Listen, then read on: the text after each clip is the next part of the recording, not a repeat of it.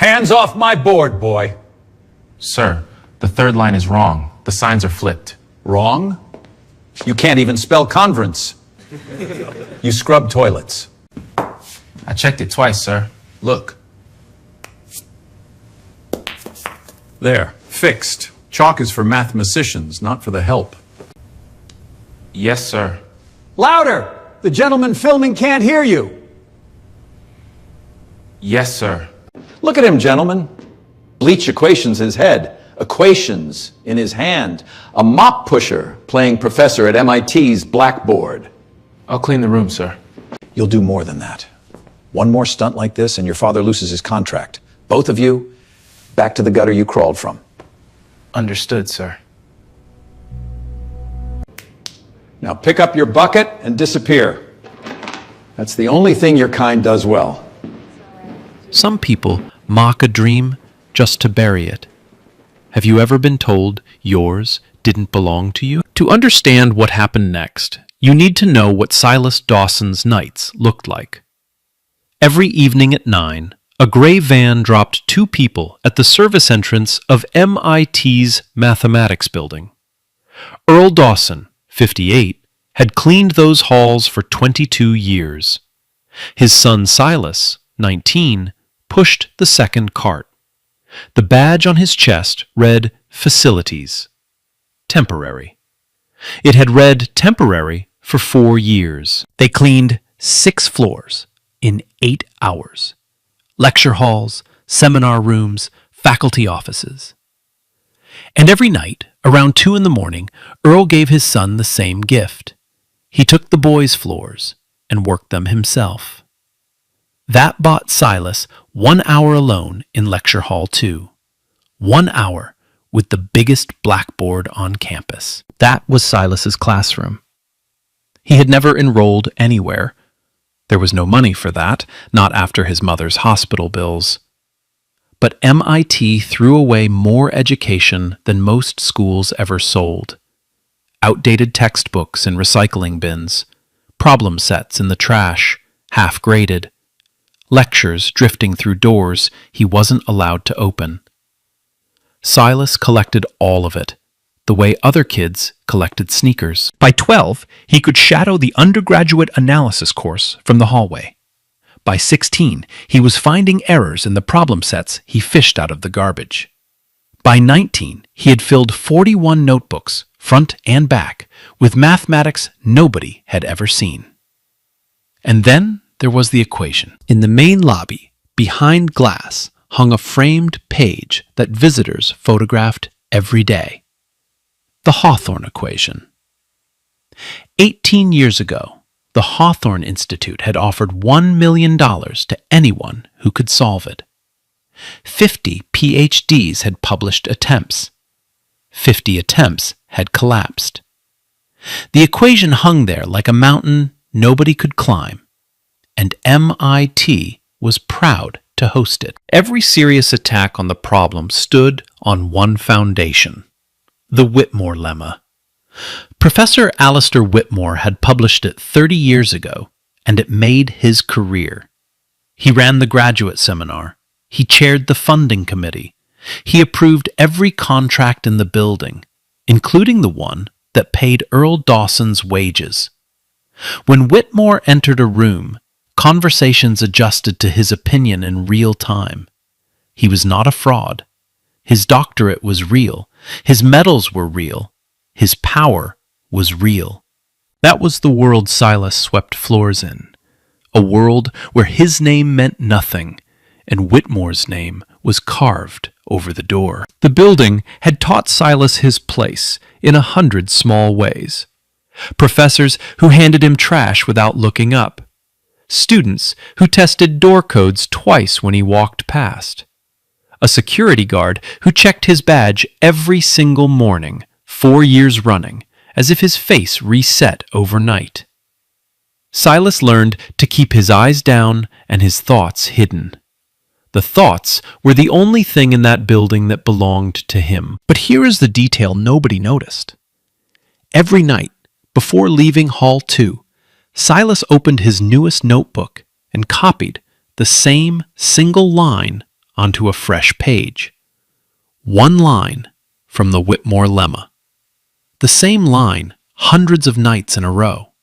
He would stare at it, close the book, and go back to his mop. His father noticed once. "Why that line, son?" Silas wiped the board clean before answering.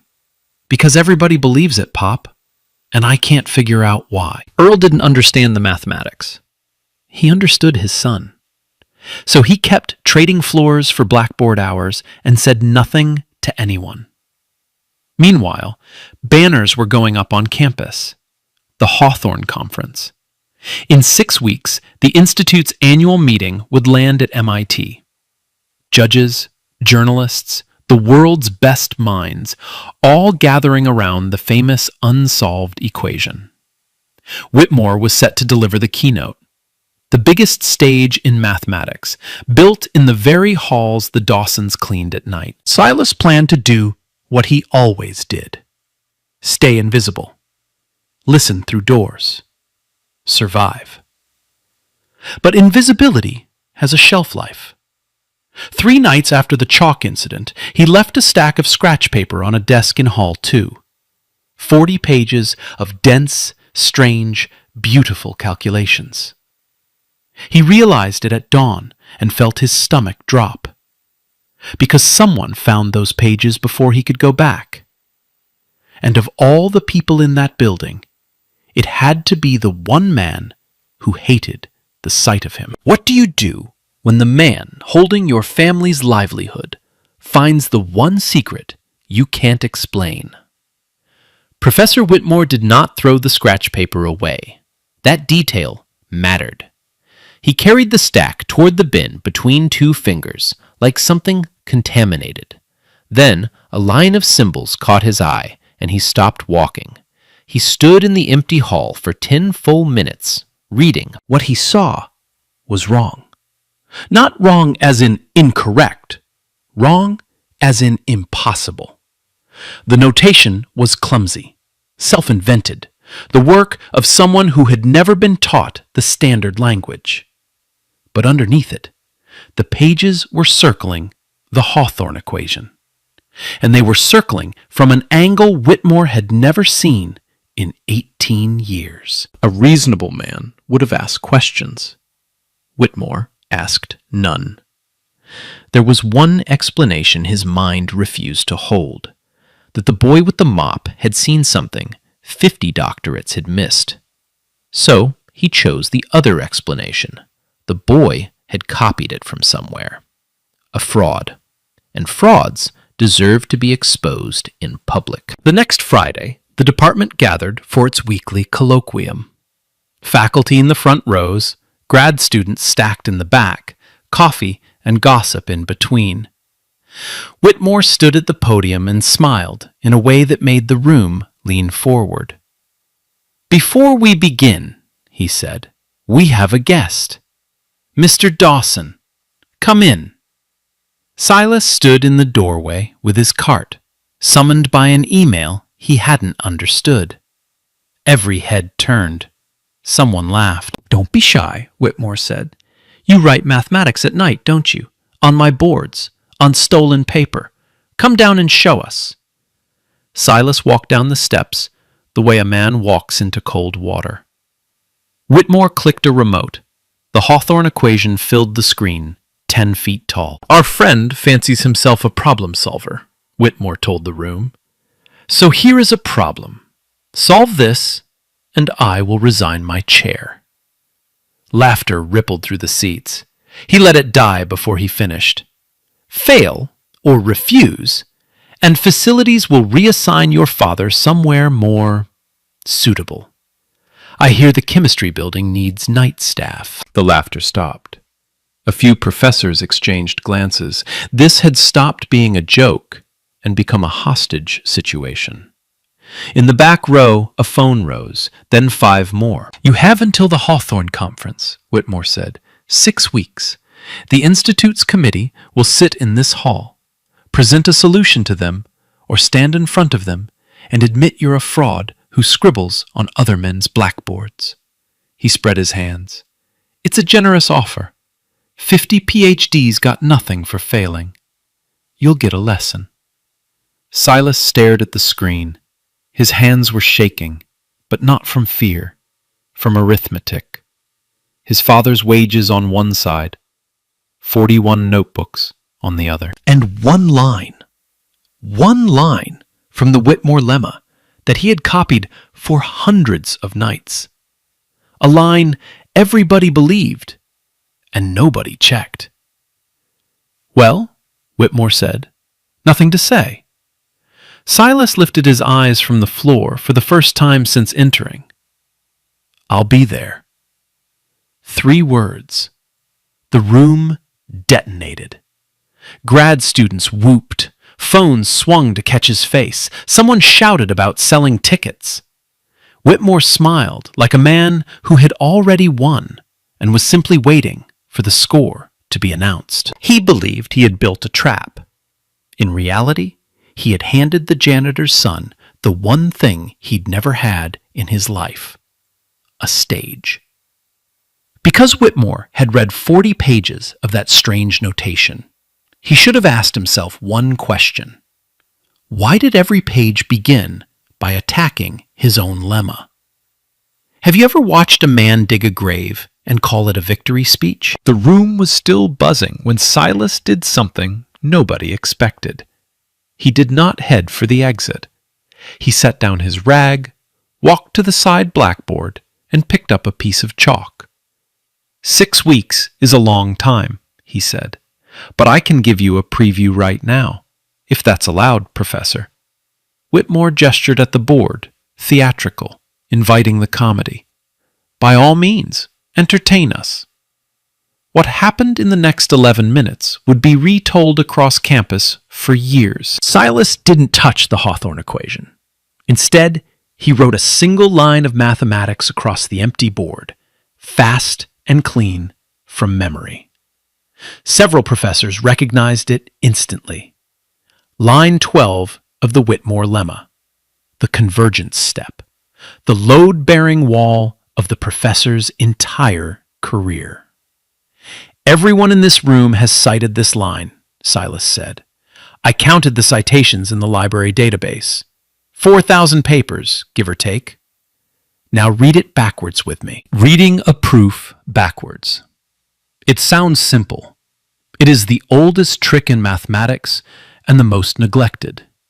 You start from the conclusion and walk upstream, demanding that every step justify itself. Most people read proofs to be convinced, not to attack. Silas walked upstream. Step by step, he asked the same question out loud. Who pays for this?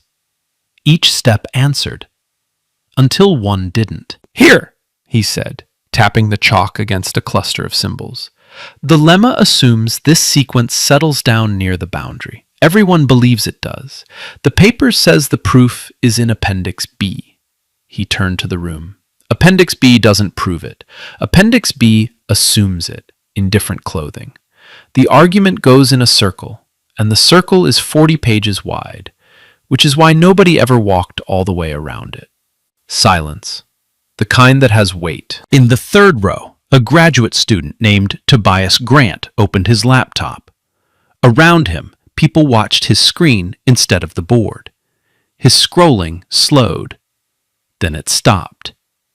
He's right about the citation, Tobias said quietly. Appendix B points back to Lemma 2.1, which is the same claim. Whitmore's smile did not move, but something behind it did. A circular citation is an editing error, not a mathematical one. The convergence is obvious to anyone with training. Then it should survive numbers, Silas said. He moved to the next panel of the board and built an example. Nothing exotic, small, concrete values anyone in the room could verify on a phone calculator. He fed them through the lemma's machinery, one gear at a time. For the first few steps, the numbers behaved. The room relaxed slightly. Then he pushed the example toward the boundary. The numbers stopped behaving. They grew. They doubled again, ran off the edge of anything the lemma promised. What was supposed to settle down was climbing a cliff. Phones came out again. Not to mock this time, to photograph the board. "The lemma doesn't fail loudly, sir," Silas said. "It fails quietly, right here, where everyone stopped checking." And then he delivered the sentence that turned a classroom stunt into a scandal. 50 attempts at the Hawthorne equation have been published. I read all of them. Every single one crosses this bridge in its first 10 pages. They didn't fail in 50 different places. They failed in the same place, and nobody noticed, because the bridge has your name on it. Nobody laughed now. A professor emeritus in the front row leaned toward his neighbor and whispered something. The neighbor nodded slowly, without taking her eyes off the board. Tobias Grant was typing with both hands, checking the second claim, the one about the 50 papers. Anyone watching his face could follow the verdict, arriving in real time. Whitmore walked to the board, slowly, and studied the example. He was, whatever else he was, a real mathematician. The room watched him search for the cheap mistake, the schoolboy error he could hold up and laugh at. The search went on too long. Everyone saw it go on too long. "Cherry-picked numbers," he said at last. "A parlor trick. Any sequence misbehaves if you torture it. This proves nothing about the general case." "You may be right, sir," Silas said. "I haven't proven the lemma false. I've only shown nobody ever proved it true. Those are different things. But $1 million is resting on the difference. It was the humility that did the damage. A wild accusation could be dismissed. A careful one could not." Silas set the chalk down in the tray, gently, like returning a borrowed tool, picked up his rag, and walked up the steps toward his cart, while 100 people watched him in silence. At the door, he stopped. He didn't turn around. "I'll bring the rest in 6 weeks. The part that fixes what's broken."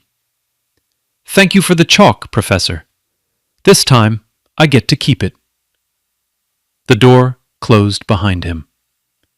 For 3 full seconds, nobody in that hall moved. Then, everybody moved at once. Tobias Grant's verification thread went up that night and crossed the campus by midnight. By morning, half the department was quietly rerunning Silas's example and getting the same cliff, which raised a question nobody wanted to say out loud. If the Whitmore lemma had a hole in it, then 18 years of research stood on a cracked foundation. 4,000 papers, hundreds of careers, an entire wing of mathematics built over a gap everyone had agreed not to see. And one more question, sharper than the first. Pointing at a hole is one thing. Filling it is another. Did the kid with the mop actually have the rest? Or had he just lit a fire he had no way to put out? The video reached 100,000 views before Monday. Someone had titled it, "Janitor's Son Breaks MIT Legend's Lemma in 11 Minutes." The internet did the rest. By Tuesday, mathematicians on 3 continents were arguing about a boy nobody could find. He had no profile, no publications, no photo except a blurry frame of a young black man in a facilities uniform, chalk in hand, rewriting a famous man's proof from memory. By Wednesday, an email arrived that changed the temperature of the entire affair. It came from the Hawthorne Institute. It was signed by its director, Dr. Eleanor Reed. Reed had spent 18 years guarding the $1 million prize. She had personally rejected hundreds of crank submissions, perpetual motion machines dressed up as proofs. She did not impress easily, and she did not write emails like this one. "The boundary gap identified in the circulating video," she wrote, "matches an anomaly our reviewers have flagged in multiple failed submissions. The Institute formally requests that Mr. Dawson present his analysis at the annual conference. We will allocate the closing session. The closing session. The slot reserved every year for the field's biggest result. The slot Whitmore's keynote was supposed to crown. Whitmore could not refuse. Refusing the Institute meant admitting fear, and fear meant the video was right. So he did something smarter. He said yes, loudly and graciously, in a department-wide email praising open inquiry. Then he attached the conditions. 1. Mr. Dawson would not merely repeat his critique. He would present a complete framework, a repaired path toward the Hawthorne equation, or stand revealed as a vandal who could break and not build. 2. The committee and any faculty member present could interrupt with questions at any moment. No mercy rule. No timeouts. 3. No notes, no slides, no assistants.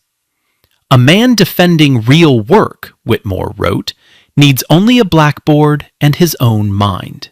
Frauds need props. It read like sportsmanship. It was an execution design. 50 trained PhDs had failed this problem with libraries, supercomputers, and years. A 19-year-old with a mop was being asked to fix it in 6 weeks from memory, while the world watched and experts fired at will. The campus split down the middle. The student paper ran his face on the front page under one word: prove it. A betting pool started in the physics lounge. The odds were not kind. Some professors called the whole spectacle beneath the institution. Others quietly emailed Silas papers he might need, then deleted the sent messages so Whitmore's funding committee would never know. And in a basement locker room, Earl Dawson sat his son down on a bench between 2 mop sinks. "Tell me straight," Earl said. "Can you do this thing?" "I can see the shape of it, Pop. I've seen it for 3 years, but seeing a road and walking it are different. There's one stretch I've never gotten across." "And if you don't get across it in 6 weeks? Then I humiliate myself in front of the whole world, and you lose this job because of me." Earl was quiet for a moment. 22 years of night shifts sat in the lines of his face. Then he reached into his locker, took out his own badge, and looked at it. "Son, I've been invisible in this building since before you were born. Floors I cleaned, nobody saw. Walls I scrubbed, nobody saw." He tapped the badge against his palm. "They finally looking at us. Don't you dare apologize for that." So the clock started. 6 weeks. And the pressure found new ways to climb. A television crew ambushed Silas at the service entrance, shoving a microphone at a teenager holding garbage bags. A famous mathematician in Berlin posted that the boundary gap was an undergraduate misreading, then went silent when 3 colleagues confirmed the cliff. An anonymous account began posting fragments of Silas's recovered scratchwork, sneering at the homemade notation. Strangers defended him. Strangers mocked him. Strangers, who had never solved anything, argued about him in 40 languages. Through all of it, 2 questions hung over the math building like weather. Could the lemma be repaired at all? Some of the field's best minds were now privately trying, racing the janitor's son to his own discovery. If one of them patched it first, Silas would arrive at the conference with nothing but an old wound everyone had stopped bleeding from. And the second question? The one Earl asked the ceiling every night before sleep. What does a man like Whitmore do when he's losing? Because powerful men rarely wait politely for their downfall. The answer was already in motion. It had a key to every room in the building, and it knew exactly where Silas kept his notebooks. 6 weeks sounds like time. It isn't. Not when your days belong to a mop and your nights belong to a mountain. Silas built a schedule that should have broken him. Clean from 9 to 2. Mathematics from 2 to 6. Sleep on the bus. Sleep in the supply room at lunch. Sleep standing up if a wall was available. Earl watched his son grow thinner and said nothing because the boy's eyes were getting brighter, not dimmer. Here is what Silas was actually attempting, in plain language. The Hawthorne equation sat between two territories of mathematics. Call them the smooth country and the jagged country. For 18 years, every expert attacked from one side or the other, because that was how they had been trained. Smooth specialists built smooth tools. Jagged specialists built jagged tools. Both armies marched through the Whitmore lemma, the official border crossing, and both armies died at the same broken bridge without knowing it. Silas had never been trained. That was his curse, and it was about to become his weapon. He didn't know the two countries were supposed to be separate. He had learned both from the same garbage bins, in the same notebooks, in whatever order the trash arrived. So he was building something no specialist would think to build. A new bridge, anchored on both sides at once, that didn't need the Whitmore lemma at all. Week 1 delivered a victory. The first anchor held.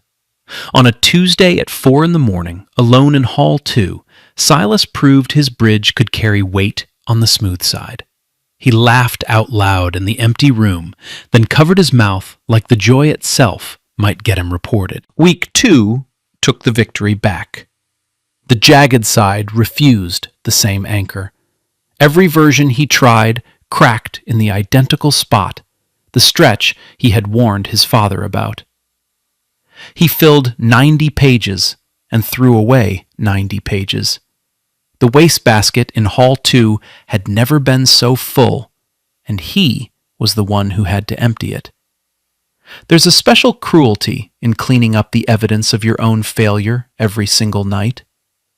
Then the building itself turned hostile. His library access died on a Monday. The card reader blinked red 3 times, polite and final. The desk clerk apologized. Facilities staff borrowing privileges were under review. No name was attached to the decision. No name needed to be. 2 days later, Hall 2 appeared on the renovation schedule, effective immediately, locked at midnight by order of the chair of the Space Committee. The chair of the Space Committee was Alistair Whitmore. Silas lost his blackboard. He lost his books. By the rules of the dare, he wasn't allowed notes at the conference anyway, but a man still has to practice. So he practiced on what was left: bathroom mirrors and glass cleaner, the backs of discarded exam printouts, the fogged windows of the bus at 5 a.m, equations drawn in breath, erased by the next red light. Help arrived from an unexpected direction. Tobias Grant, the grad student whose laptop had confirmed the cliff, started leaving folders in the janitor's closet on the 4th floor. Photocopied papers, printouts from journals behind paywalls. Once, a handwritten note. Page 9 is the one you want. Burn this. Tobias had a fellowship Whitmore could end with a phone call. He kept leaving folders anyway. Week 3 brought the worst night and the best night, 8 hours apart. The worst night first. Silas came home at 7 a.m. and found his father asleep at the kitchen table, still in uniform, a bottle of cough syrup standing guard next to his hand. Earl had been hiding a fever for days, covering both their floors so his son could steal practice hours. Silas touched his father's forehead and felt the heat of it travel all the way down into his own chest, where it settled into something heavier than guilt. He almost quit that morning. He sat on the floor next to his father's chair and drafted the surrender in his head.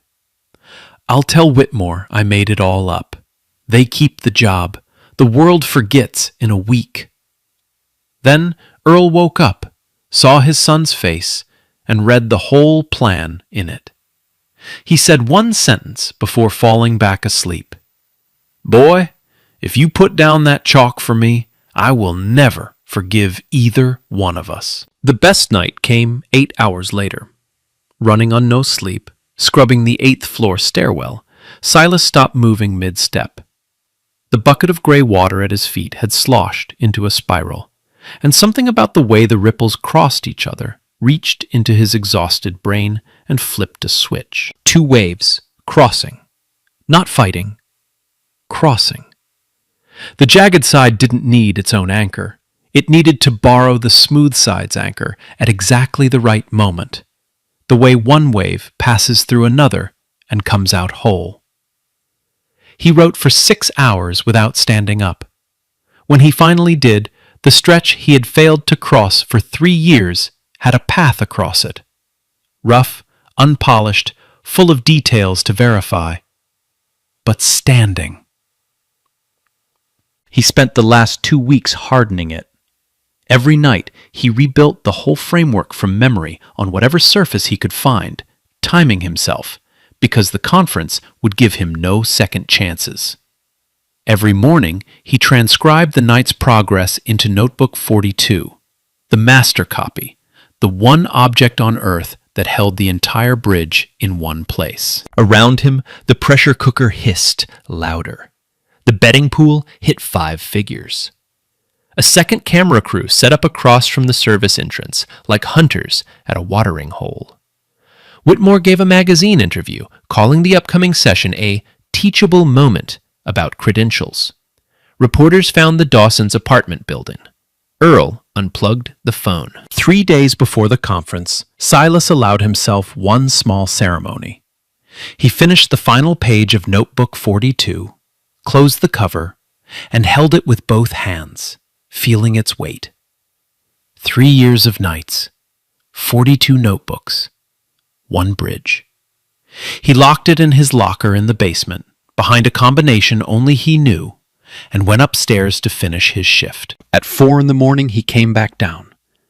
The locker room lights were already on, which was wrong. His locker door stood half an inch open, which was impossible.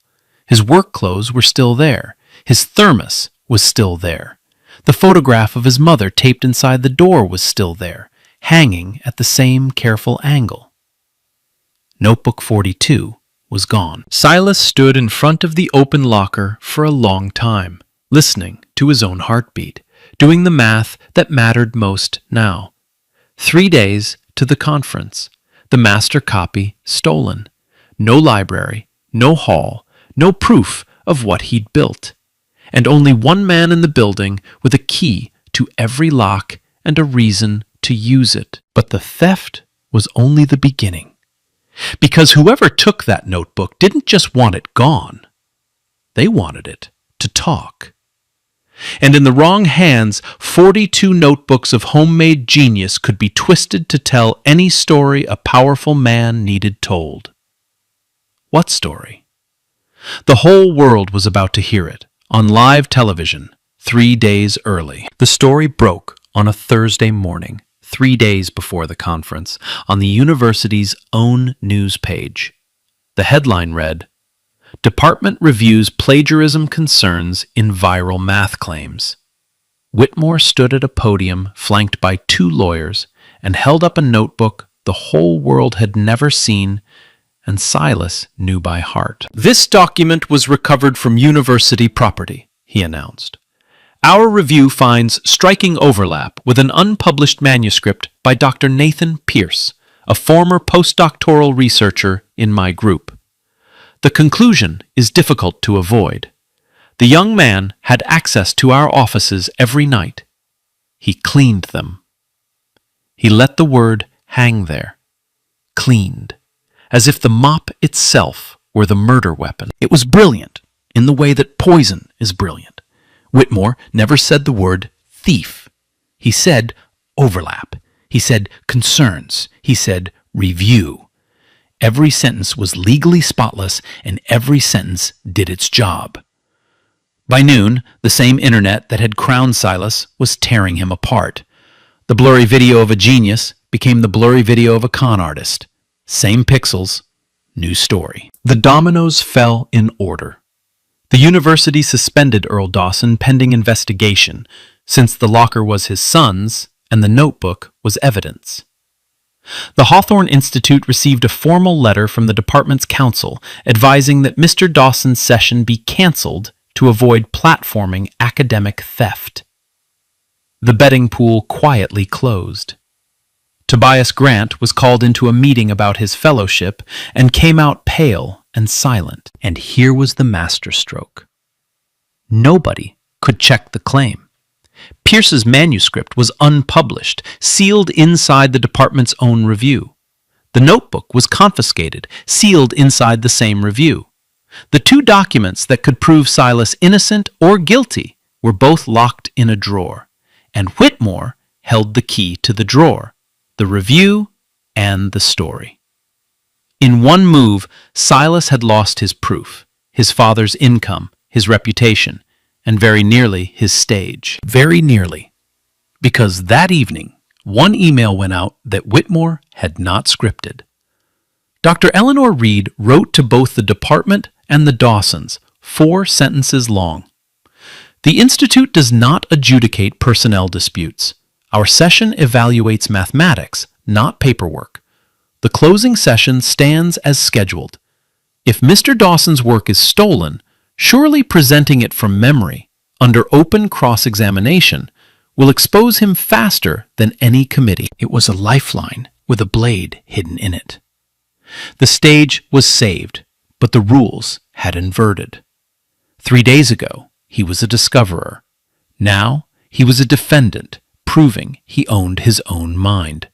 In real time, with the world assuming he didn't, and with nothing in his hands. No notebook, no notes, no mercy. How do you prove a thought belongs to you? The Dawson apartment was quiet that night. Not peaceful quiet, hospital quiet. The suspension letter lay on the kitchen table where the cough syrup used to stand. 22 years of service, paused by a single paragraph. Earl had read it once, folded it along its creases, then unfolded it and left it face up, as if hiding it would give it more power. Silas sat across from it with his phone, writing the email he had drafted in his head weeks earlier. To Dr. Eleanor Reed. Subject: withdrawal. The words came easily, which frightened him. I am grateful for the opportunity. Given the circumstances, I believe it is best for everyone. Best for everyone. The kind of sentence people use when they mean safest for nobody to fight. His thumb was over the send button when Earl spoke from the doorway. You know why I took the night shift. Silas looked up. His father stood there in an undershirt, older than he'd looked a month ago. Day shift pays the same, Earl said. Better hours. I had seniority. Could have switched 15 years back. He pulled out a chair and sat down slowly. But our shift starts at 9. The evening seminars run till 10. You remember where you did your homework all those years? The hallway, outside Hall 2, Silas said quietly. I put your chair there myself. Told you it was so I could keep an eye on you. Earl shook his head. It was so you could hear the lectures through the doors. 22 years, son. I didn't keep that job. I kept your seat. Silas put the phone down. His eyes were burning, and he didn't trust his voice, so for a while, neither of them said anything. They took your notebook, Earl said finally. They take the job, maybe. Let me ask you something. That bridge of yours, is it in the notebook, or is it in you? It's in me. Then they didn't take anything. They borrowed some paper. The phone rang an hour later. Unknown number. Silas almost let it die, then answered. Mr. Dawson, Eleanor Reed, I'll be brief because you should be practicing. She didn't ask, if the accusation was true. That was the first remarkable thing. "I've read every failed attempt at this problem for 18 years, she said. "I know what borrowed mathematics sounds like. It sounds confident in the middle and vague at the edges. Your video was the opposite. Vague notation, confident edges. Plagiarists copy answers, Mr. Dawson. They cannot copy instincts." "They have my notebook," Silas said. "Whatever I show, they'll say I memorized it from Pierce." "Then don't show them a result. Show them a mind. Anyone can recite a road. Only the man who built it knows why every stone is where it is. When the committee pushes you sideways, off your script, into the swamp, that is where you win. Memorized knowledge dies off script. Understanding doesn't care where it stands." A pause. Then she added the sentence that put Silas back on his feet. 18 years ago, I helped write the rules of this prize. I wrote one clause nobody has ever needed. The committee may examine the provenance of any claimed work. Sunday, I intend to need it." She hung up before he could ask what that meant. Silas deleted the withdrawal email. Then he stood at the kitchen window, breathed on the glass, and began to write in the fog. His father watched from the table. Line after line, the bridge came back out of him, whole, like it had only been waiting for permission. 2 days left. One mind against 50 PhDs. One stolen notebook. One rigged review. And the largest audience mathematics had drawn in a century.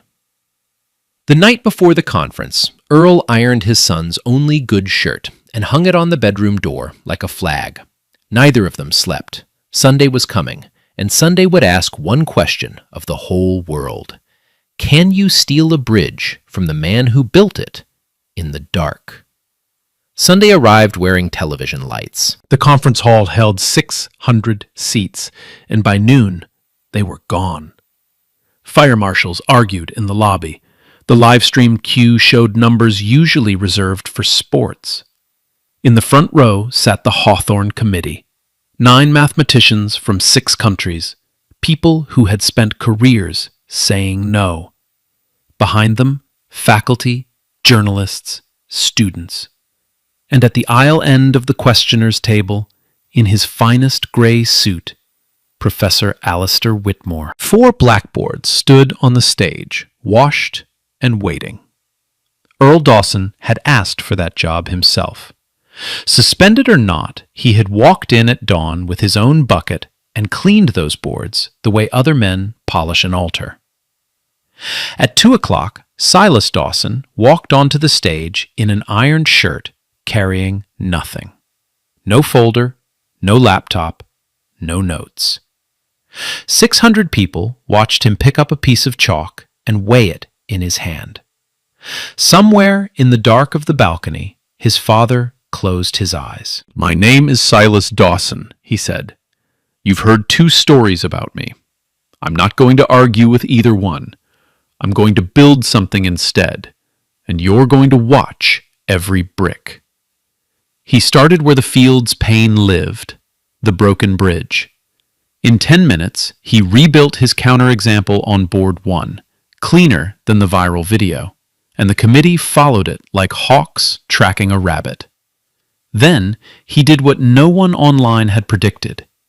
He thanked the lemma. Professor Whitmore's lemma fails at the boundary, but it fails for an honest reason. It's trying to force 2 kinds of mathematics through one door. For 30 years, it almost worked. That almost is the most useful clue this problem has ever produced. It tells us exactly where the real door is. Board 2, the smooth country's anchor. Board 3, the jagged country's borrowed wave. He talked while he wrote, plain words over hard symbols, building the bridge in the same order he had discovered it, stairwell insight and all. When he described the bucket of gray water sloshing into a spiral, 600 people laughed, and the tension in the room dropped its shoulders for the first time. The committee did not laugh. The committee attacked. A specialist from Geneva hit the weak corner of Board 2 and demanded justification. Silas gave it without turning around. A theorist from Warsaw stacked 2 objections into one question. Silas split them apart, answered the second first, and showed why the order mattered. 40 minutes in, the interruptions changed character. They stopped sounding like traps. They started sounding like the questions colleagues ask. Whitmore watched his moment shrinking. So he stood up and used the weapon he had prepared. "Impressive theater," he said. "Now indulge me. Reproduce the estimate from page 60 of the manuscript you've been reciting. Dr. Pierce's estimate, the one your notebook copies so faithfully." The hall went still. It was a perfect trap, built 2 ways. If Silas reproduced it, he proved familiarity with the stolen source. If he couldn't, he was hiding. Silas set down his chalk. "I've never read page 60, Professor, but I can tell you what's on it."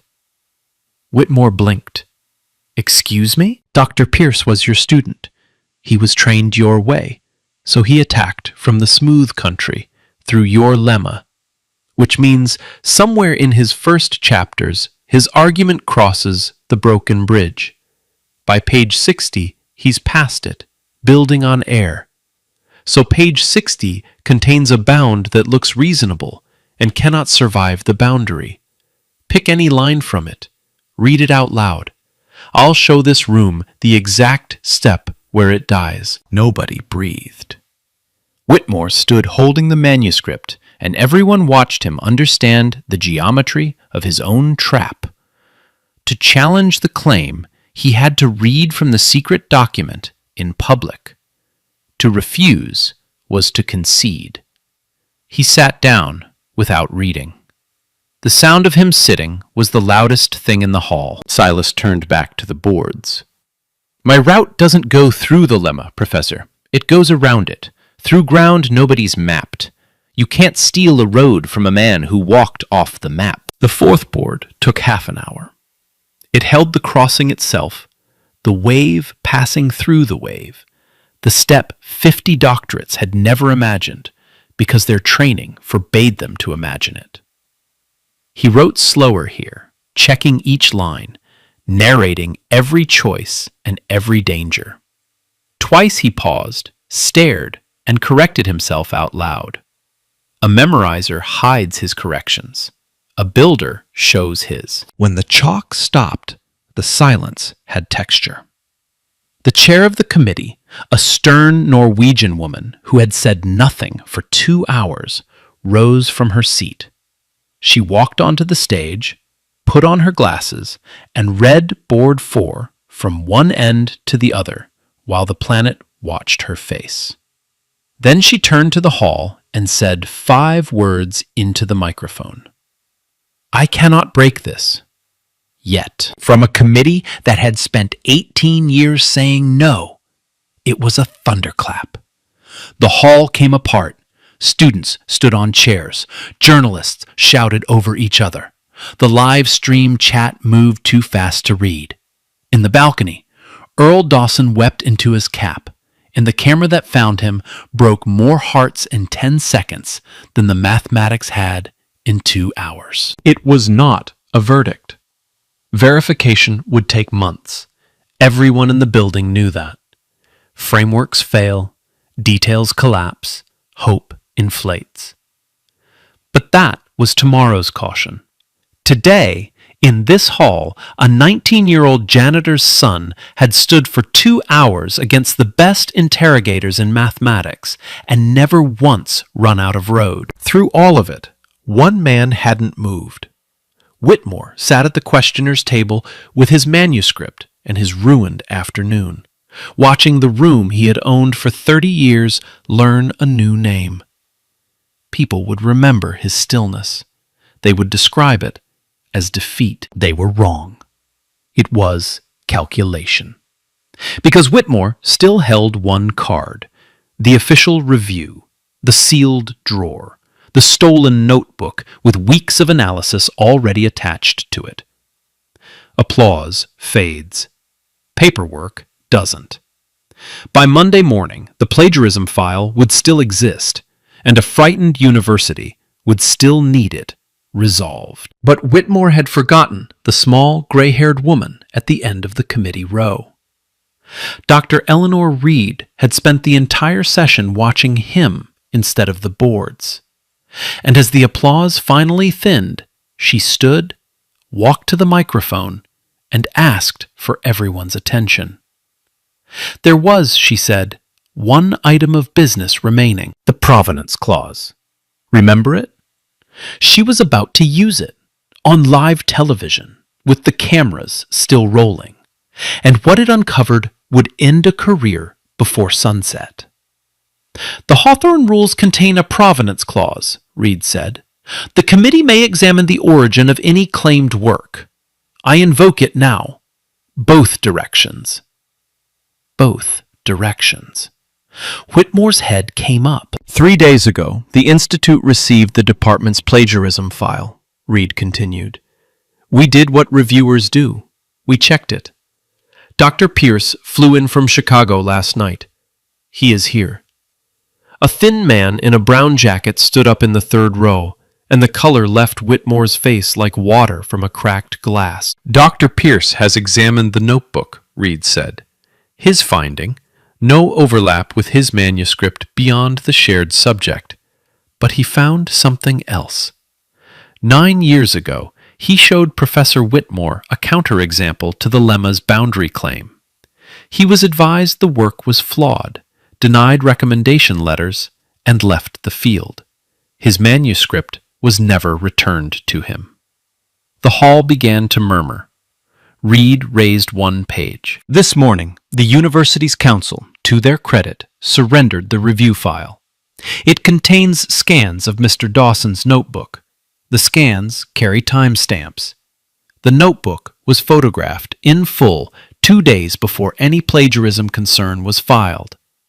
And attached to those scans was a draft document. She paused. A submission abstract for this committee, describing Mr. Dawson's route, listing a single author, Alistair Whitmore. The murmur became a roar. 600 people turned toward one gray suit. The cameras turned with them. What happened next happened quickly, the way avalanches do after years of quiet snow. The committee voted on the spot to open a verification file for the Dawson framework. Sole author Silas Dawson, $1 million candidacy attached.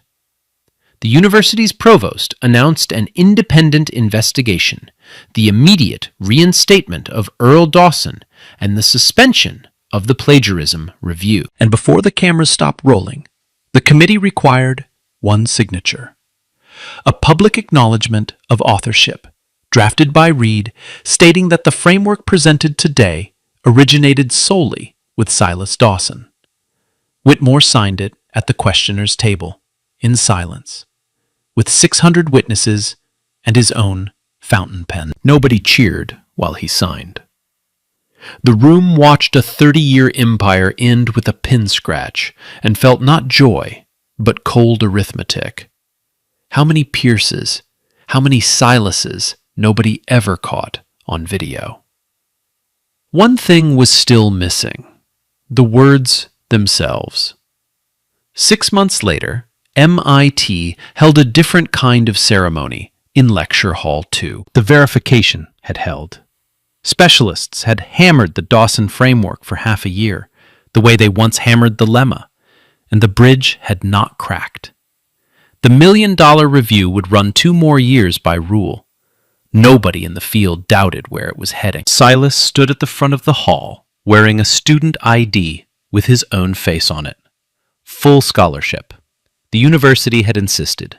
The truth is, after that Sunday, universities had lined up. He chose the building his father still worked in. Day shift now. Earl had picked the new schedule himself, with the back pay, the written apology, and the right to watch his son walk into class through the front door. He never used the service entrance again. Nobody asked him to. Whitmore was not at the ceremony. The investigation had ended his chairmanship and his committee seats, and the lemma now carried a correction note with Pierce's name on it. But he appeared once more on camera, cornered by a reporter outside the building that no longer answered to him. Asked about Silas, he looked at the lens for a long moment. "The mathematics is sound," he said. "The mathematician was always there. I refuse to see him.